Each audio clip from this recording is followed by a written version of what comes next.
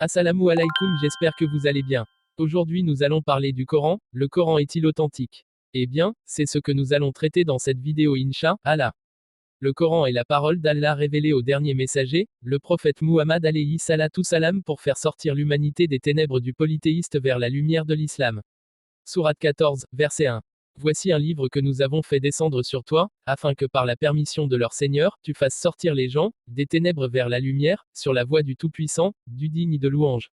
Le Coran confirme les livres révélés avant lui, incluant la Torah juive et l'évangile de Jésus alayhi salam. Sourate 5, verset 48. Et sur toi Muhammad, nous avons fait descendre le livre avec la vérité, pour confirmer le livre qui était avant lui et pour prévaloir sur lui. C'est le livre d'une importance capitale. Comment nous assurer alors que les paroles qu'il contient n'ont jamais été modifiées ou effacées? Comment nous assurer que le Coran que nous tenons entre nos mains, aujourd'hui, est véritablement authentique? Les musulmans ne doutent pas un instant que le Coran qu'ils possèdent aujourd'hui est exactement le même que celui qui révélait il y a 1400 ans au prophète Muhammad alayhi salatu salam. Lorsque Dieu révéla le Coran, il prit sur lui-même de le préserver. Sourate 15, verset 9. En vérité, c'est nous qui avons fait descendre le Coran et c'est nous qui en sommes gardiens. À l'époque du prophète, les Arabes, bien qu'illettrés pour la plupart, étaient considérés comme un modèle d'excellence littéraire. Quand le prophète se mit à réciter le Coran, beaucoup furent profondément émus par son extraordinaire beauté et par son éloquence incomparable. C'est le prophète lui-même qui supervisa la mémorisation du Coran et sa mise par écrit. Dans un hadith, le prophète Muhammad alayhi salatu salam a dit: transmettez de ma part ne serait-ce qu'un verset.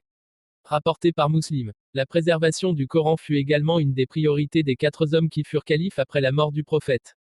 Après la mort du prophète, Abu Bakr le premier calife chargea Zaïd ibn Thabit de rassembler en un volume unique les différents parchemins, où le Coran avait été consigné après avoir été récité par le messager devant ses compagnons. Le manuscrit ainsi constitué fut transmis au second calife Umar ibn Khattab, avant que sur l'ordre du troisième calife Uthman, fixé dès les premières années qui suivirent la mort du prophète, et par les musulmans qui le mémorisèrent de génération en génération.